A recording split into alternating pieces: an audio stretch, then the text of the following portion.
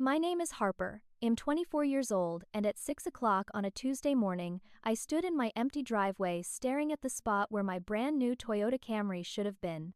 My hands were shaking so badly I could barely hold my phone as I dialed 911. The operator's voice came through calm and professional, asking me to describe the emergency. I took a breath and said the words I never thought I'd say. My car had been stolen, and I knew exactly who took it. My parents. They broke into my apartment while I was working a 12-hour night shift at the hospital, took my spare key from my kitchen drawer, and drove off with the car I'd spent 3 years saving for. And they gave it to my sister. Again. Before we dive into this story, I'd love to know where you're watching from. Drop your city or country in the comments below. If you've ever dealt with family drama or felt like the black sheep, hit that like button so I know I'm not alone. And please subscribe, because trust me, this story is just getting started. You won't believe what happens next. While I waited for the police to arrive, I stood there in my driveway trying to explain to the dispatcher how I knew my own parents had stolen my car. The story I told her was one I'd lived my entire life, a pattern so deeply ingrained in my family that I barely questioned it until that morning. I'm the oldest of 2 daughters, and my younger sister Madison is 21. From the moment she was born, Madison became the center of our family's universe. She was the baby, the princess, the one who could do no wrong. I was just Harper, the responsible one, the one who was supposed to understand and not make waves. Let me give you some examples so you understand this wasn't just typical sibling rivalry.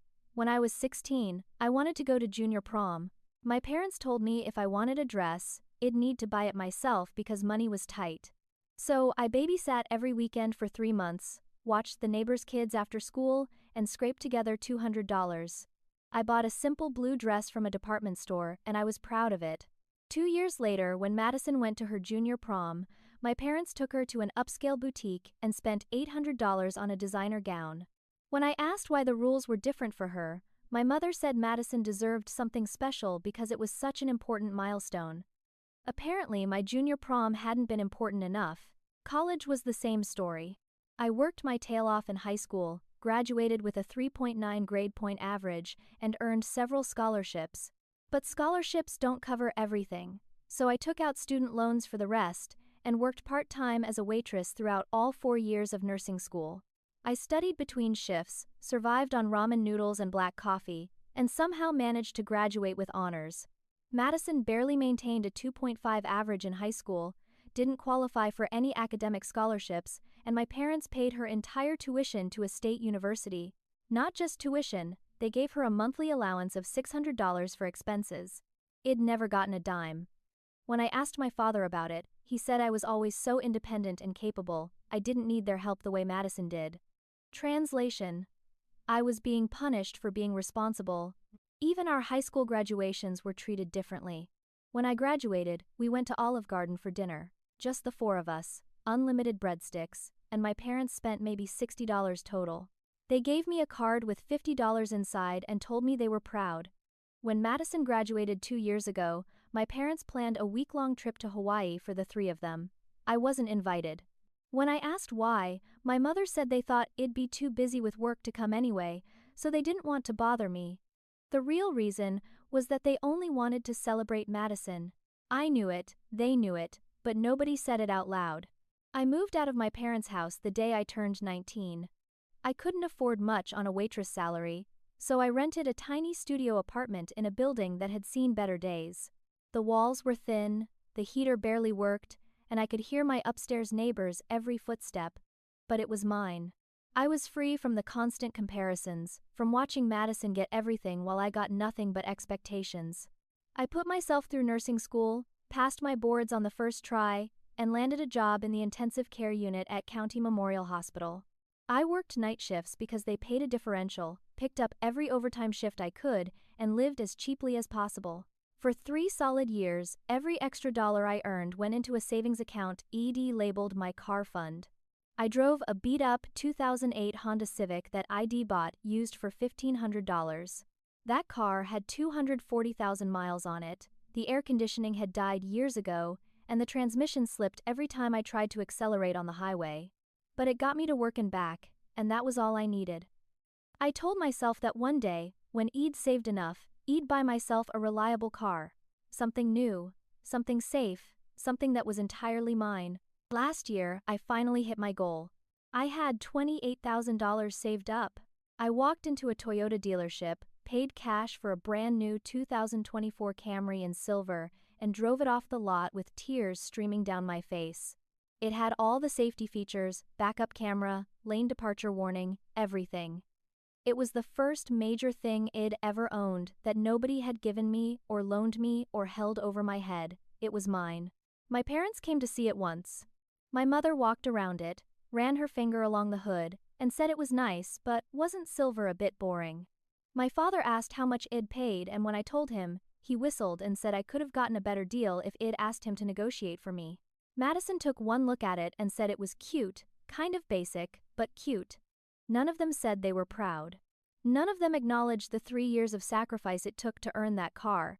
They just made me feel like even this achievement wasn't quite good enough. Then, last week, everything changed. Madison totaled her car. She had been driving a 2020 Mazda that my parents had bought her 2 years ago for her 19th birthday. She was texting while driving, ran a red light, and T-boned another car in an intersection. Thankfully, nobody was seriously hurt, but her Mazda was completely destroyed. The insurance covered the other driver's damages, but Madison's car was declared a total loss. And just like that, my parents' perfect princess didn't have a car anymore. She called me that night, crying dramatically about how traumatic the accident had been and how she didn't know what she was going to do without a car because she had classes and couldn't possibly take the bus.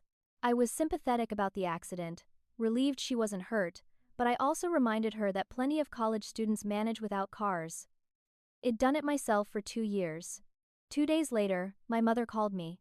Her voice had that sweet, manipulative tone she always used when she wanted something. She asked how I was doing, made small talk about work, and then got to the point. She said Madison really needed a car, and asked if they could borrow mine for just a few days until they figured out what to do. I said no. I explained that I work 12-hour shifts at the hospital. My schedule is unpredictable, and I can't rely on public transportation because the buses don't run at 3 in the morning when my shift ends. I needed my car.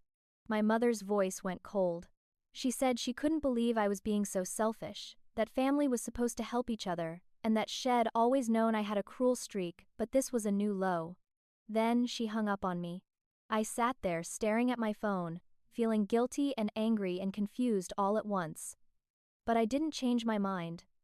That car was mine, and I'd worked too hard for it to just hand it over. When the 2 police officers pulled up to my apartment complex that Tuesday morning, I was still standing in the empty driveway trying to process what had happened. The female officer was in her late 30s with kind brown eyes and her name tag read Rodriguez. The male officer was older, maybe mid-40s, with gray at his temples and a no-nonsense expression. His name tag said, Chen. Officer Rodriguez approached me first and asked me to explain what happened. I told her I'd just finished a 12-hour night shift at County Memorial, got home around 7:30 in the morning, and my car was gone. The spare key I kept in my kitchen drawer was also missing. Officer Chen asked if I had any idea who might have taken it. I nodded and pulled out my phone. I had 14 missed calls from my mother, 8 text messages from my sister Madison, and 3 voicemails from my father. I hadn't had time to check any of them before calling 911, but now I played the voicemails on speaker so both officers could hear. The first one was from my mother. Her voice was sugar-sweet, almost sing-song, and it made my skin crawl. Honey, we borrowed your car for Madison. She really needs it and we knew you'd understand. You're always so generous. Family helps family, right? Well, talk soon. Love you. The second voicemail was from Madison herself. Her voice was bratty and casual, like she was talking about borrowing a sweater instead of stealing a $28,000 vehicle. Harper, Mom and Dad got me your car. Thanks, I guess. Ill. Take good care of it. Well, probably. Anyway, it's way nicer than my old Mazda, so I'm excited. Talk later. The third voicemail was from my father, and his tone was stern and dismissive, the same voice head used my entire childhood when he expected me to fall in line. Harper, don't be selfish about this. Your sister needs this car more than you do. Well, talk about it later. Don't make this a big deal. Officer Rodriguez looked at Officer Chen, and I saw something pass between them. She turned back to me and asked if my parents had a key to my apartment. I felt my stomach drop as I admitted that yes, they did. When Id first moved into this apartment 5 years ago, my parents had insisted I give them a spare key for emergencies. They said it was just in case something happened, and they needed to get in to help me. I'd been 19 and naive enough to think that was reasonable. Now I realized they'd used that key to break into my home and steal from me. Officer Chen asked the crucial question. Did I want to press charges? I hesitated. These were my parents. Yes, they'd stolen my car, but they were still my mom and dad. Didn't that count for something? But then I thought about the 3 years of overtime shifts, the nights I'd come home so exhausted I could barely stand, the meals I'd skipped to save an extra $20. I thought about Madison's voicemail. So flippant and entitled, acting like my hard-earned car was just another gift she deserved. I thought about my father's dismissive tone, telling me not to be selfish when he'd never once acknowledged how hard I'd worked for anything in my life. Officer Rodriguez must have seen me struggling because she spoke gently. Mom, I need you to understand something. Your car is worth over $28,000. Taking it without your permission is grand theft auto. In this state, that's a felony. This isn't just a family disagreement, this is a serious crime. Her words hit me like cold water. A felony? My parents had committed a felony against me. Officer Chen added that even though they were family, the law didn't make exceptions for family members who steal from each other. If anything, he said, it made it worse because they'd violated my trust in the deepest way possible.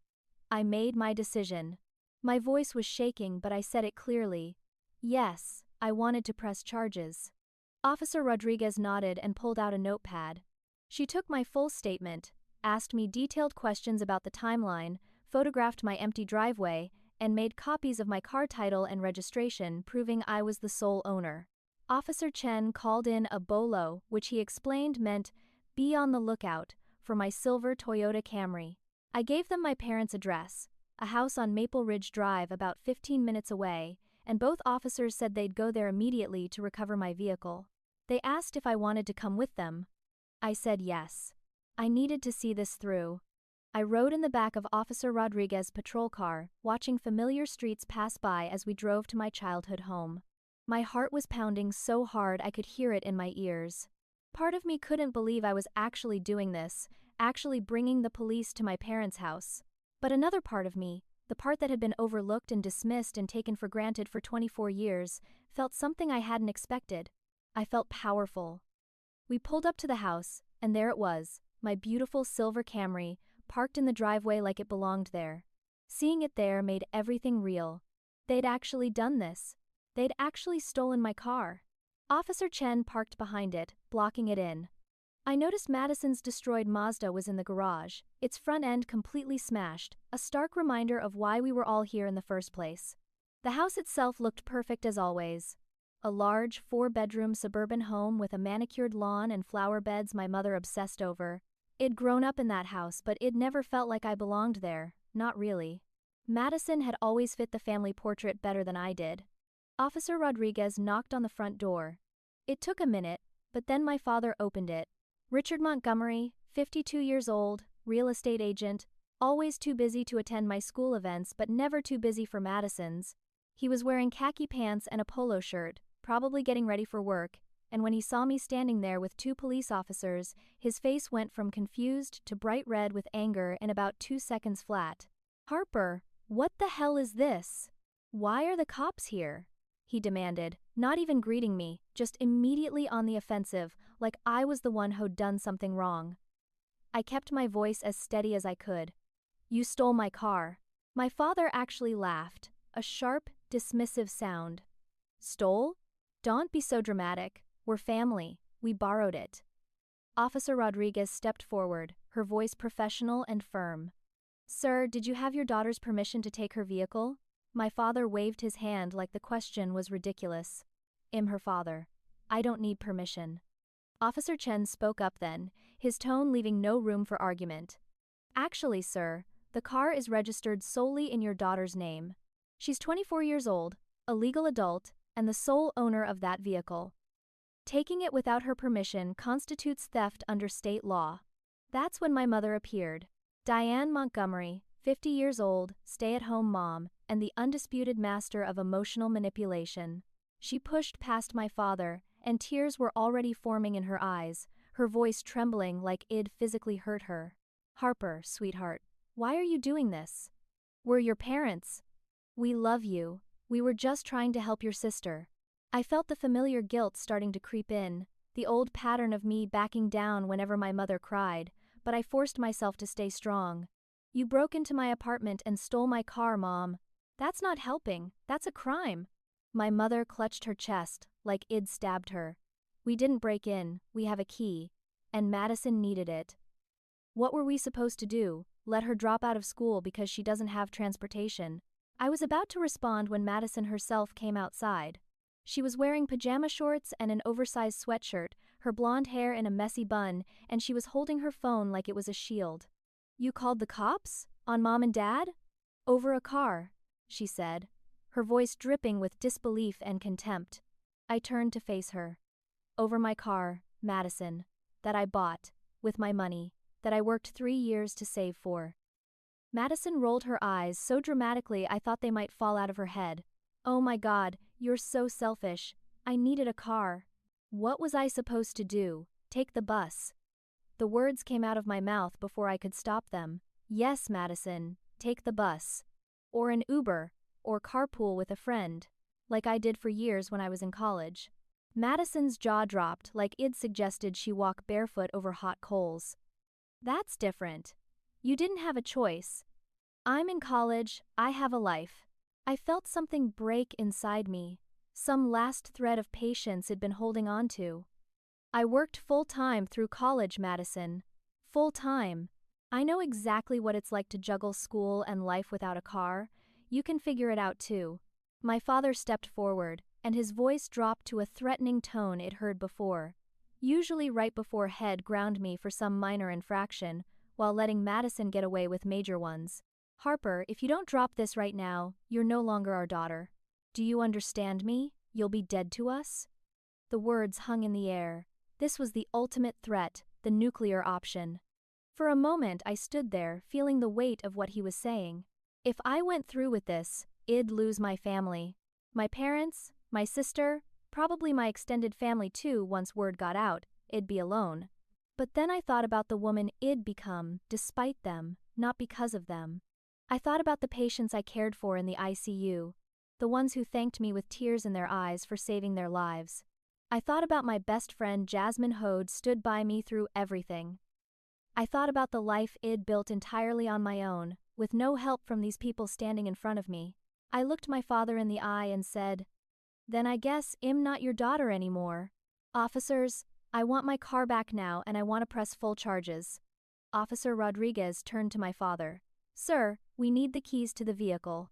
My father's face was purple now, veins standing out on his forehead, but he didn't move.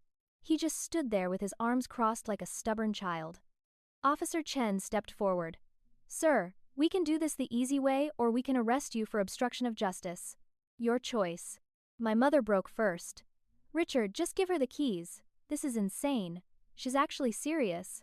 My father stared at me for a long moment and I saw something in his eyes I'd never seen before. Not love, not concern, but genuine hatred. He pulled the keys from his pocket and threw them at my feet. They hit the pavement with a metallic clink. "Take it," he spat. "Take your precious car and don't ever come back to this house. You're not welcome here anymore." I bent down and picked up my keys, feeling a strange sense of calm wash over me. I looked at all three of them, these people who were supposed to love me, and I felt nothing. No anger, no sadness, just a quiet acceptance that this chapter of my life was over. "Goodbye," I said simply, and turned to walk to my car. The police escorted me back to my apartment, following behind as I drove my recovered Camry. When I got home and really looked at my car in the daylight, I felt sick. The back seat was littered with McDonald's wrappers and empty Starbucks cups. There was a scratch along the passenger door that definitely hadn't been there before. The dashboard was sticky with what looked like spilled soda. Madison had my car for less than 24 hours, and Shed already trashed it. I spent an hour cleaning it out, wiping down every surface, trying to erase any trace of her from my space. When I finally finished and went inside my apartment, the adrenaline that had been keeping me going since 6 that morning crashed all at once. I sat on my couch and cried harder than I'd cried in years. I called my best friend Jasmine. We'd worked together in the ICU for 2 years, and she'd become the sister I wish I'd had. She answered on the second ring, and I could barely get the words out through my tears. She told me she was coming over immediately and she'd bring supplies. 40 minutes later, she showed up with 2 bottles of wine and a large pizza. Jasmine was 26, had curly black hair she usually kept in a bun for work, and the kindest heart of anyone I'd ever met. She let me cry on her shoulder for 20 minutes before she spoke. "You did the right thing," she said firmly. I pulled back and looked at her. "They're my parents, Jasmine. What kind of daughter calls the cops on her own parents?" Jasmine grabbed my shoulders and looked me dead in the eye. The kind who's been treated like crap her whole life, and finally said enough. "Harper, they stole your car, they broke into your home. This isn't about being a good daughter. This is about them being terrible parents." I wanted to believe her, but the guilt was crushing. Maybe I'm being too harsh. Maybe I should have just let Madison borrow it. Jasmine actually laughed, but it wasn't a happy sound. Let her borrow it? "Harper, they didn't ask. They stole it. There's a difference." I knew she was right, but it didn't make me feel any better. Then my phone started blowing up. First it was my mother, text after text coming through so fast my phone kept buzzing continuously. I made the mistake of reading them. "How could you do this to us? We raised you better than this. You're breaking my heart. I can't believe I have a daughter who would betray her family like this." 23 messages in total, each one more hysterical than the last. Then came my father's texts. Only 7, but each one was cold and cutting. "You've made your choice. Don't expect any help from us ever again. You're dead to me. I hope you're happy destroying this family." Then Madison posted on Instagram. Jasmine grabbed my phone before I could stop her and pulled up Madison's story. It was a long rant, the kind Madison was famous for among her 15,000 followers. She didn't name me directly, but she didn't have to. "Some people are so ungrateful," the post read. "Imagine having parents who love you and try to help you, and you throw them under the bus over something as stupid as a car. Blood means nothing to some people, I guess. Family is supposed to stick together, but some siblings are just selfish and cruel." The comments were already pouring in. Hundreds of people who didn't know me or the situation taking Madison's side. My phone kept buzzing. Now it was extended family.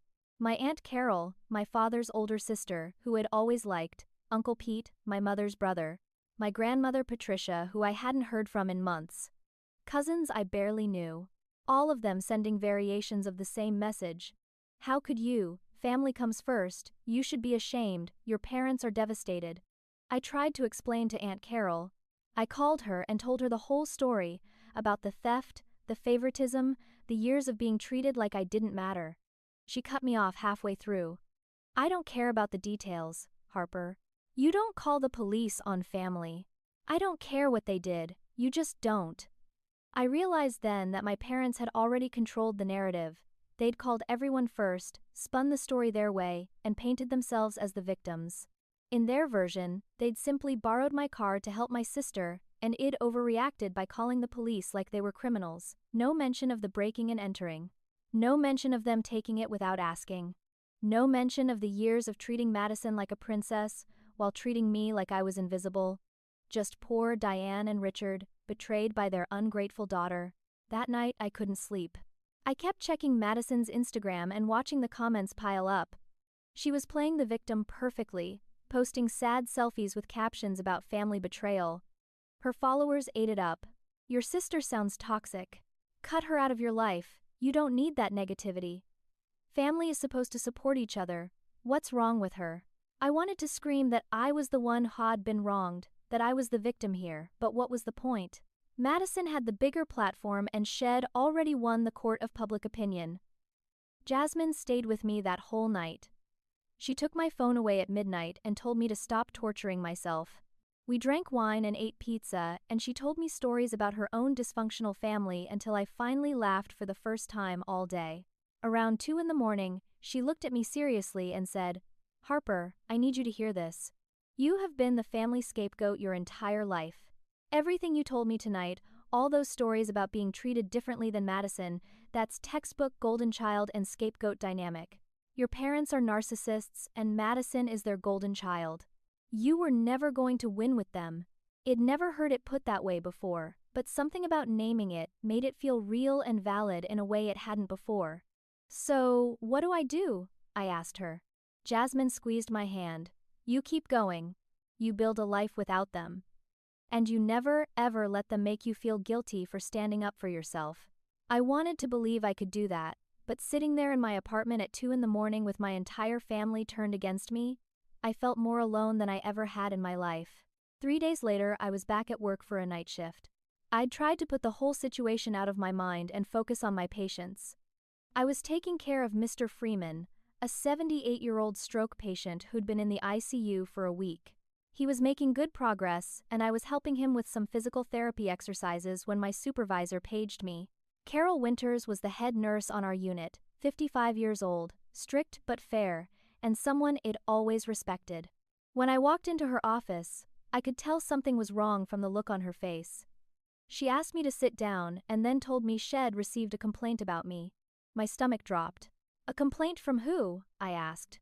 She said she couldn't disclose that information, but a patient's family member had called claiming I'd been distracted and unprofessional during my shifts. They'd even suggested I might be under the influence of something. I was so shocked I couldn't speak for a moment. Under the influence? I'd never even had a drink before work, never mind anything else. This was insane. But Carol wasn't done. She said there was more. Someone had also called the hospital administrator's office, claiming I'd been stealing medications from the unit. Carol was quick to say she didn't believe it, that my record was completely spotless, and I'd never given anyone reason to doubt my integrity. But hospital policy required that any allegation of drug theft be investigated thoroughly. She had no choice but to suspend me pending investigation. 2 weeks, with pay, while they looked into it. I felt like the floor had dropped out from under me. 2 weeks suspension, even with pay, would go on my record. Even if I was cleared, which I knew I would be because I hadn't done anything wrong, this would follow me. And my patients, I'd built relationships with these people, they depended on me. Carol put her hand over mine and said she was sorry. That shed push for the investigation to move as quickly as possible, but her hands were tied. I had to leave immediately. I walked out of the hospital in a daze. As soon as I got to my car, I pulled out my phone and started searching. I knew how to access my work email from my personal phone, something technically against protocol, but I was desperate. I scrolled through until I found it, an email that had been forwarded to Carol and the hospital administrator. It was from an anonymous email address, just a string of random numbers and letters. The message was short and devastating. "Nurse Harper Montgomery has been stealing opioids from the ICU medication supply. She's also been coming to work intoxicated. I've seen her behavior deteriorate over the past few weeks, ever since she assaulted her parents and had them arrested. She's clearly unstable and a danger to patients." The wording made my blood run cold. Whoever wrote this knew about the situation with my parents. They knew my full name and where I worked, and they'd specifically worded it to make me sound dangerous and unstable. This wasn't random, this was targeted. This was my family trying to destroy my career. I called Jasmine immediately. She was on shift, but she stepped out to talk to me. When I told her what happened, she was furious. "They're trying to destroy you, Harper. This is harassment. This is defamation. You need a lawyer." I told her I couldn't afford a lawyer, that I'd spent everything I had on my car. Jasmine said there had to be legal aid or someone who worked on contingency. She made me promise to look into it. That evening, things got worse. My landlord, Mrs. Chen, a 60-year-old woman who'd always been kind to me, called and said she'd received a noise complaint about my apartment.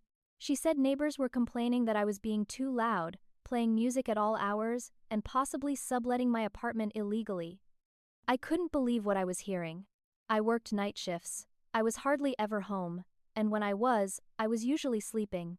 I didn't even own a stereo system. And subletting? I lived alone. Mrs. Chen sounded skeptical of the complaints too, but she said she had to investigate them. She'd need to do an inspection of my apartment. Then I went down to the parking lot to go to the grocery store and stopped dead in my tracks. Someone had keyed my car. Deep, angry scratches ran the entire length of the driver's side, and the words scratched into the paint over my door were clear. Family betrayer.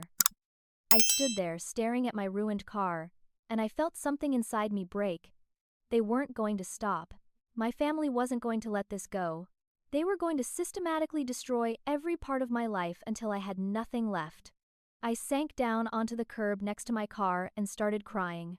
I didn't even hear someone approach until a voice said, "You okay, miss?" I looked up and saw my neighbor from 2 doors down, a man named Davis. He was in his early 40s, a military veteran who kept to himself mostly but had always been polite when we passed in the hallway. I wiped my eyes and told him someone had keyed my car. He nodded and said he'd seen it happen about 3 hours ago. A young woman, blonde, early 20s, and she'd been filming herself while she did it. I asked if he got a picture and he said better than that, his security camera had caught the whole thing. He pointed to a small camera mounted above his apartment door. He said he could email me the footage and that I should definitely call the police because this was destruction of property. I thanked him, gave him my email address, and as soon as I got back inside, I reviewed the footage he sent. There on the screen, clear as day, was Madison, my sister, holding her phone up in selfie mode, filming herself as she dragged her key along my car, scratching deep grooves into the paint. Her voice came through the audio. "This is for ruining my life, Harper. Hope you like it." She was actually giggling as she destroyed my property. I had evidence. For the first time since this nightmare started, I had solid, undeniable evidence of what they were doing to me. Davis had just become my second ally when I desperately needed one. I saved the video and called the non-emergency police number to file a report. The next morning, I went to the police station with the security footage. I asked for Officer Rodriguez specifically, and thankfully she was on duty. When she saw me, she remembered my case immediately and asked what happened. I showed her the video of Madison keying my car. Rodriguez watched it twice, her jaw tightening more each time. When it finished, she looked at me and said, "This was clear-cut vandalism and destruction of property. We could absolutely press charges." I told her I wanted to. And then I told her about everything else that had happened since the car theft. The anonymous complaint to my hospital, the calls to my landlord, the coordinated campaign to destroy my reputation. Rodriguez listened carefully, taking notes, and when I finished, she said something that made everything click into place. She said this looked like coordinated harassment, possibly even conspiracy. It wasn't just one incident anymore. This was a pattern of behavior designed to intimidate and harm me. She took my full statement about everything. Then she helped me file a police report for the vandalism and suggested I might want to consider filing for a restraining order against Madison. I'd never thought of that before, but Rodriguez pointed out that Madison had now committed a crime against me and had made it clear she intended to continue harassing me.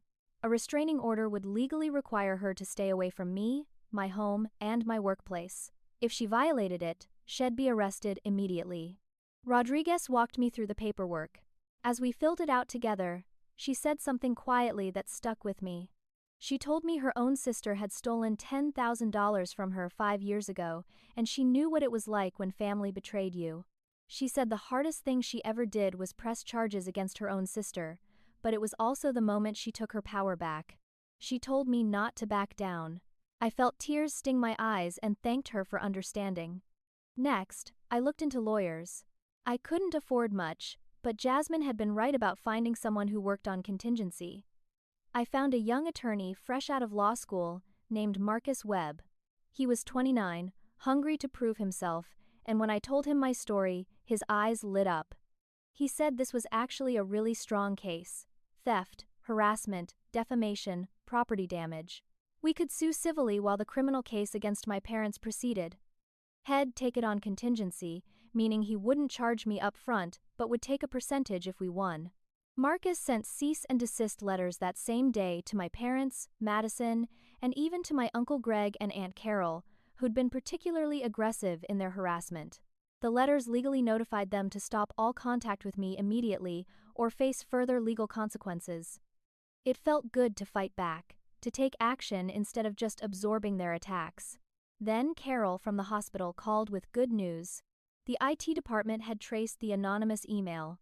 It had come from Madison's IP address, meaning Shed sent it from her home internet connection. With that evidence, the hospital was clearing me of all charges. My 2-week suspension was being cut short, and I could return to work on Monday. Carol apologized for having to suspend me in the first place, but she said she hoped I understood they'd had no choice given the allegations. I told her I understood, and I was just grateful it was over. When I returned to work that Monday, I was overwhelmed by the support. Jasmine had organized a welcome back gathering with coffee and donuts in the break room. All of my coworkers knew what had happened because word travels fast in a hospital, and every single one of them was on my side. Betty, a 62-year-old nurse who'd worked at County Memorial for 30 years, hugged me tight and said Shed raised 4 kids and she knew a spoiled brat when she heard about one. She said my sister sounded like a piece of work and I was better off without that toxicity in my life. Other nurses shared their own stories of difficult family members, of having to cut off parents or siblings for their own mental health. I realized I wasn't alone in this. So many people had been through similar situations. A week later was the restraining order hearing. I went with Marcus and Officer Rodriguez. My parents and Madison showed up to contest it, which didn't surprise me. We all sat in the courtroom waiting for Judge Helen Morrison, a 58-year-old judge known for being no-nonsense and fair. When she called the case, she reviewed the evidence I'd submitted, the video of Madison keying my car, the police reports, the documentation of harassment. Then she asked Madison directly if that was her in the video. Madison, unbelievably, smiled smugly and said, "Yes, so what, that car should have been hers anyway." Judge Morrison's expression went ice cold. She asked again if Madison was admitting Shed vandalized my property. Madison, apparently not understanding how badly she was digging her own grave, said yeah, and Harper deserved it. Judge Morrison didn't hesitate.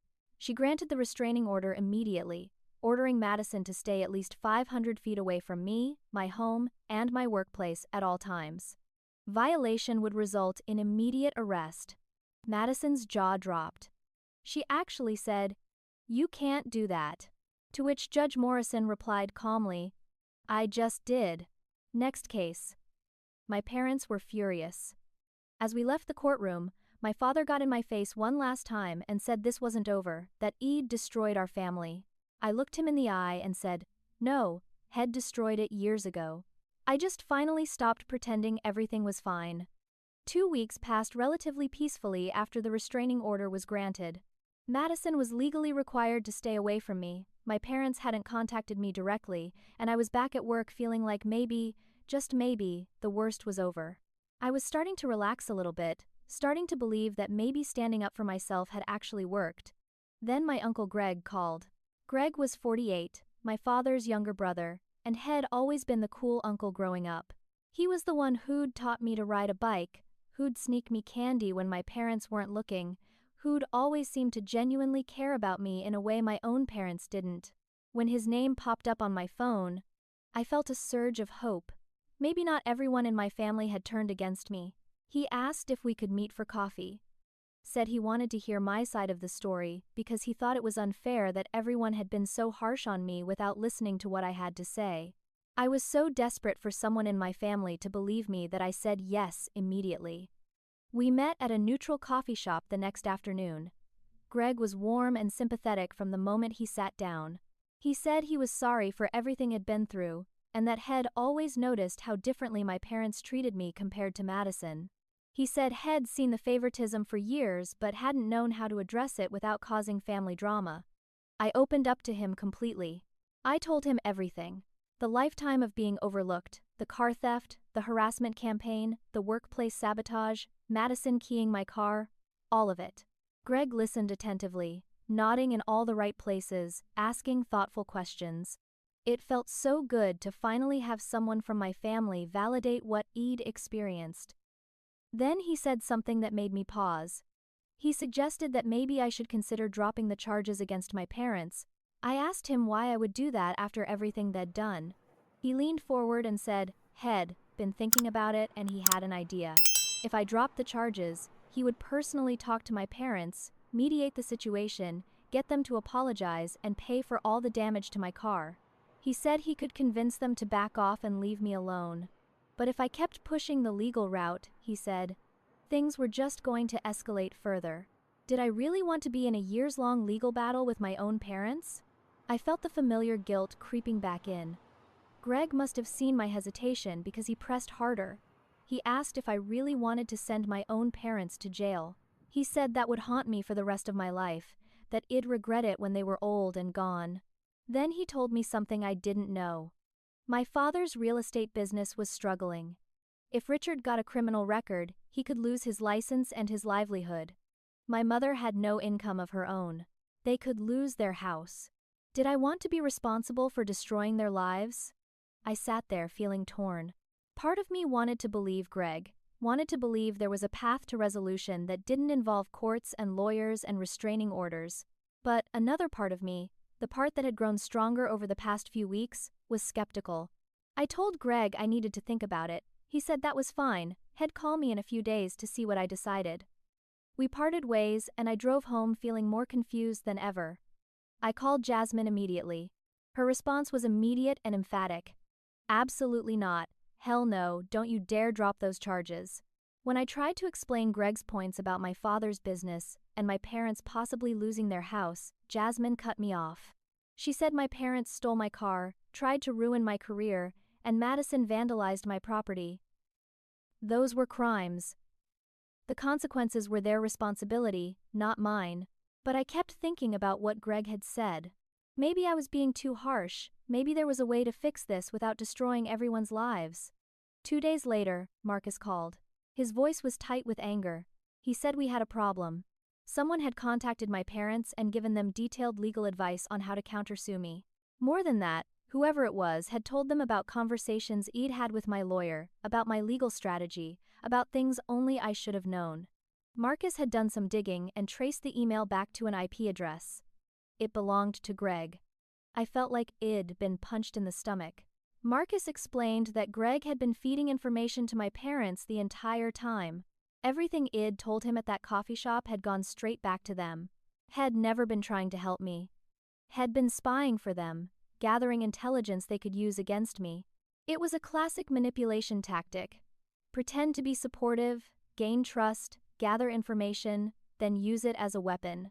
I sat in my apartment after that phone call feeling more betrayed than I had by anything else my family had done. My parents stealing my car was terrible, but on some level I'd seen it coming. It fit their pattern. But Uncle Greg? I'd trusted him. I'd thought he was different. I'd opened up to him, and had used every word against me. This was the second major betrayal, and somehow it hurt even more than the first because I hadn't seen it coming. I blocked Greg's number. I told Marcus not to share any more information about our legal strategy with anyone, that clearly my family would go to any lengths to sabotage me. That night, lying in bed, I wondered if there was anyone in my family who actually cared about me, or if every single one of them had just been playing their role in this dysfunctional system for so long that they couldn't see how wrong it all was. 1 month after the restraining order was granted, the civil lawsuit Marcus had filed on my behalf was moving forward. We were suing my parents and Madison for theft, harassment, property damage, and emotional distress. Marcus had calculated the damages at $45,000, $28,000 for the car, $10,000 for lost wages and damages, and $7,000 for emotional distress. It wasn't about the money for me. It was about accountability, about making sure there were actual consequences for what they'd done. Then, I got served with papers at work. A process server showed up at the hospital and handed me a thick envelope. My hands were shaking as I opened it. My parents were countersuing me for defamation, emotional distress, and something called alienation of affection. They were claiming I'd lied about them, damaged their reputation in the community, and turned family members against them. They were suing me for $100,000. I called Marcus immediately and he could hear the panic in my voice. He told me to calm down and explained that this was called a SLAP suit, which stood for Strategic Lawsuit Against Public Participation. It was a tactic used to intimidate people into dropping legitimate claims by burying them in expensive legal proceedings. He said the suit was completely frivolous and we'd get it dismissed, but it was going to be stressful and it was going to take time. I asked if they could actually win, and Marcus said no, absolutely not, but the process itself was the punishment they were going for. That same week, everything else started falling apart too. My car insurance premium tripled overnight. When I called to ask why, they said someone had reported me as a high-risk driver who'd been in multiple accidents. It was completely false, but it took hours on the phone and submission of my driving record to prove it. Then I noticed fraudulent charges on my credit card, thousands of dollars worth, for purchases I never made. Someone had stolen my credit card information and maxed it out. I had to cancel the card, file fraud reports, and deal with the credit card company's investigation. My landlord called again.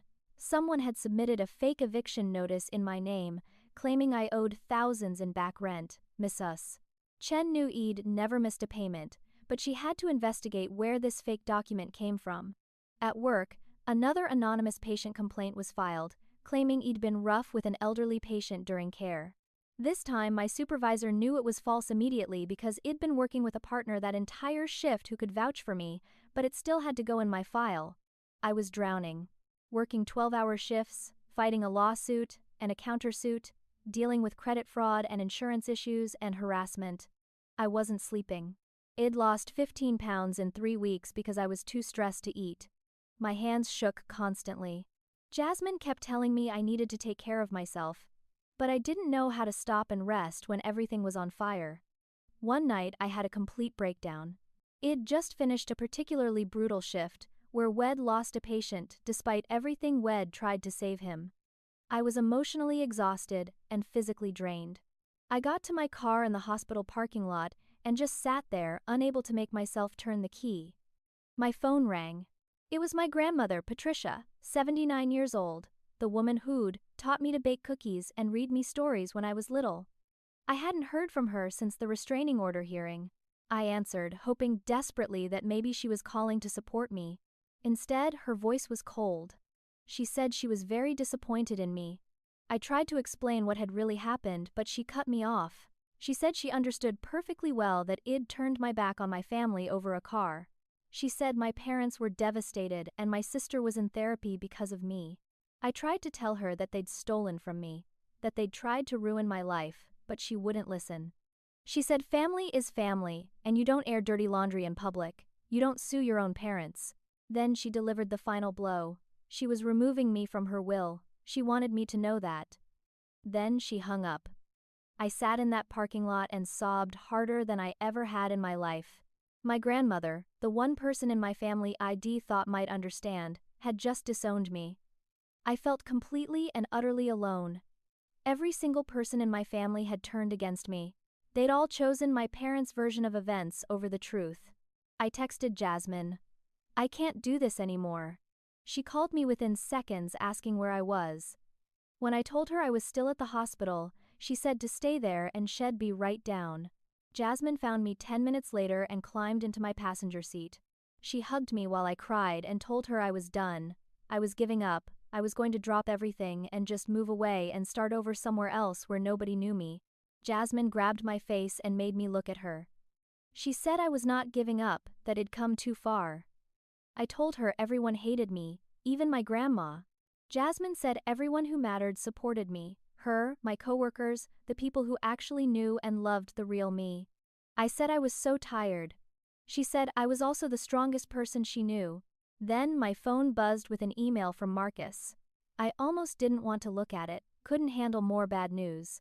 But Jasmine grabbed my phone and read it out loud. The subject line was, "Good news" in all caps. The judge had dismissed my parents' countersuit. She'd ruled it was frivolous and without merit, filed solely to harass me. More than that, the judge had ordered my parents to pay my legal fees for defending against their frivolous suit. Marcus said this was a huge win, that it showed the court saw through their tactics. Jasmine looked at me with tears in her eyes and said, "See, you're winning, don't quit now." I wiped my face and took a shaky breath. "Okay," I said. "Okay, I'll keep fighting." Jasmine squeezed my hand and said, "That's my girl." We sat there for another hour, her just being there with me, and slowly I felt strong enough to drive home. That night was my lowest point, but it was also the moment I decided I was going to see this through to the end, no matter what it cost me. 3 months later, we went to trial. The civil lawsuit had finally made it to court, and I was both terrified and determined.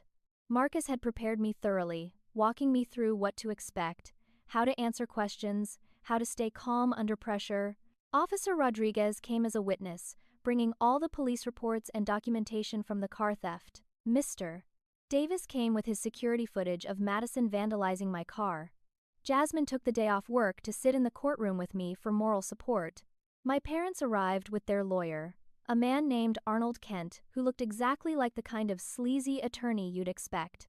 Madison was there too, dressed in what I assumed she thought was courtroom-appropriate attire but really just looked like she was going to brunch.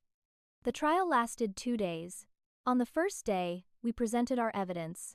Marcus walked the jury through everything methodically: the timeline of the theft, the police reports, the voicemails from my parents admitting they'd taken my car, the security footage of Madison keying my car, the documentation of the harassment campaign, including the false report to my hospital. Then it was time for testimony. I took the stand and Marcus asked me to tell my story. I explained calmly and factually about growing up, always being second to Madison, about working 3 years to save for my car, about coming home to find it stolen, about everything that happened after. I didn't cry. I didn't yell. I just told the truth. The jury looked sympathetic. Several of them were nodding as I spoke. When it was Arnold Kent's turn to cross-examine me, he tried to make me look vindictive and petty. He asked if I wasn't just jealous of my sister. I said no, I just wanted my property back and to be left alone. He asked if I really thought pressing charges was appropriate for a family disagreement. I looked him in the eye and said it wasn't a disagreement when someone steals $28,000 worth of property. Madison took the stand, and it was a disaster for their side. She was bratty and entitled, rolling her eyes at questions, acting like the whole thing was beneath her. When Marcus asked if she'd vandalized my car, she actually said yes and that I deserved it. When he asked why she thought damaging someone else's property was acceptable, she said because the car should have been hers anyway. The jury's expressions ranged from shock to disgust. Marcus didn't even need to push hard. Madison was hanging herself with every answer. My parents testified next. My father was defensive and angry, repeatedly saying things like he was my father and he could do what he wanted, that I should have been grateful they raised me at all. My mother cried on the stand, playing the victim, saying they just wanted to help their baby girl and couldn't believe their own daughter would do this to them. But when Marcus played their voicemails admitting they'd taken the car without asking, when he showed the timeline of harassment, their testimony fell apart. The evidence was overwhelming. On the second day, closing arguments were made. Marcus was brilliant. He told the jury this case was about a young woman who worked tirelessly for 3 years to achieve a dream, and about a family that saw her success as something they could take because, in their eyes, Harper had never mattered as much as her sister. He said this was about justice for every person who'd been treated as less than by the people who were supposed to love them most. When he finished, several jury members were visibly moved. The jury deliberated for 3 hours. When they came back, the forewoman stood and read the verdict. They found in my favor on all counts. The damages awarded were $52,000, more than Wed even asked for. The jury also recommended criminal prosecution proceed for the theft and harassment. When the judge asked if I had anything to say, I stood and simply said, "Thank you." My parents' faces were red with rage. Madison actually got up and walked out of the courtroom before the judge dismissed everyone. My father stood and pointed at me, yelling that this wasn't over, but the bailiff made him sit back down. Outside the courthouse, I felt like I could finally breathe for the first time in months. Marcus shook my hand and said I'd won completely. Officer Rodriguez hugged me and said she was proud of me, that not many people had the guts to stand up to family like this. Mr. Davis patted my shoulder and said I'd done good. Jasmine was crying happy tears and I realized I was too. 2 weeks later, the criminal charges moved forward. My parents were charged with grand theft auto and harassment. Madison was charged with vandalism and criminal harassment. Their lawyer advised them to plead guilty because the evidence was overwhelming and they'd definitely lose at trial. They took plea deals. My father got 200 hours of community service, 3 years probation, and a $10,000 fine. My mother got 150 hours of community service, 2 years probation, and a $5,000 fine. Madison got 100 hours of community service, 1 year of probation, and mandatory anger management classes. None of them went to jail because I'd told the prosecutor I didn't want that. I just wanted accountability and for them to leave me alone. The $52,000 from the civil lawsuit changed my life. I paid off my remaining student loans completely. I paid off my car loan. For the first time since I was 18 years old, I was completely debt-free. I had money left over and I put it in savings, an actual emergency fund, something I'd never been able to build before. My apartment felt lighter somehow, like a weight had been lifted. The harassment stopped completely. There were no more fake complaints, no more mysterious insurance issues, no more fraudulent charges. They'd finally gotten the message. At work, I was promoted to senior nurse with a raise. My coworkers threw me a celebration in the break room with a cake that said, "Congratulations, Harper." Betty made a toast saying I was an inspiration, that standing up for yourself the way I had took real courage. I started to build a life that felt like mine. I joined a support group for people estranged from their families, specifically for those dealing with narcissistic family dynamics. I met people who'd been through similar situations, and for the first time, I didn't feel alone or crazy. I made new friends. I started therapy to process everything that had happened. And I got a dog, a golden retriever puppy I named Sunny. He was the first family member I'd chosen for myself. 6 months after the trial, I received a letter in the mail. The return address was my parents' house, and the handwriting on the envelope was my mother's. I sat at my kitchen table for a long time before I opened it, not sure if I was ready to deal with whatever was inside. Finally, I tore it open.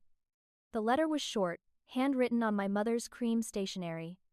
It said, "Harper, I'm sorry. I know that's not enough, and I know you probably don't want to hear from me. But I've been in therapy and I'm starting to see things differently. I'm starting to understand how we treated you all those years. I don't expect you to forgive me. I don't know if I'd forgive me if I were you. But I wanted you to know that you were right about everything. I hope someday maybe we can talk. I hope you're happy. Mom." I read it 3 times. I waited to feel something, anger or sadness or the old familiar guilt, but I felt nothing except a kind of distant peace. Maybe my mother really was getting help. Maybe she really was starting to understand. But that didn't mean I owed her forgiveness or a relationship. I folded the letter, put it in a drawer, and went on with my day. Maybe someday I'd respond to it, but not today. Maybe not ever. And I was okay with that. I realized something important over those months. For years I'd thought family meant loyalty no matter what. That love meant sacrifice, that being a good daughter meant swallowing my pain and pretending everything was fine. I was wrong about all of it. Family isn't about blood. It's about respect. It's about people who see your worth and celebrate it, not people who see your success and try to take it. I'd lost my parents, my sister, my grandmother, most of my extended family. But I'd found myself. I'd found my voice, my strength, my boundaries. And I'd found people who truly loved me, not for what I could give them, but for who I was. Jasmine, my coworkers, my support group, Mr. Davis, even Officer Rodriguez, who checked in on me occasionally, these people were my real family. The final scene of my story isn't dramatic. It's actually beautifully ordinary. It's me driving my Camry, now fully repaired and gleaming in the sunlight. Sunny is in the passenger seat with his head out the window, ears flapping in the wind. I'm driving to Jasmine's house for dinner because it's her birthday, and I'm bringing a homemade cake I spent all morning baking. The sun is setting and the sky is painted in shades of orange and pink. A song comes on the radio about new beginnings and second chances, and I turn it up loud. For the first time in as long as I can remember, I'm genuinely happy. I'm not looking in the rearview mirror anymore, not dwelling on the family I lost or the years I spent trying to earn love from people who weren't capable of giving it. I'm looking forward, and the road ahead is absolutely beautiful. So let me ask you this. Have you ever had to cut off a toxic family member? How did you handle it? Drop your story in the comments because I'd love to hear I'm not the only one who's been through this. If this story resonated with you, Please hit that like button and subscribe to this channel because your support means everything. Share this with someone who might need to hear it, someone who's struggling with a difficult family situation and needs to know they're not alone. Thank you so much for listening to my story. I hope it gives you courage if you're facing something similar. Remember, you deserve respect and love and kindness, and if your family can't give you that, you have every right to walk away and build something better. Take care of yourselves out there, and I'll see you in the next video.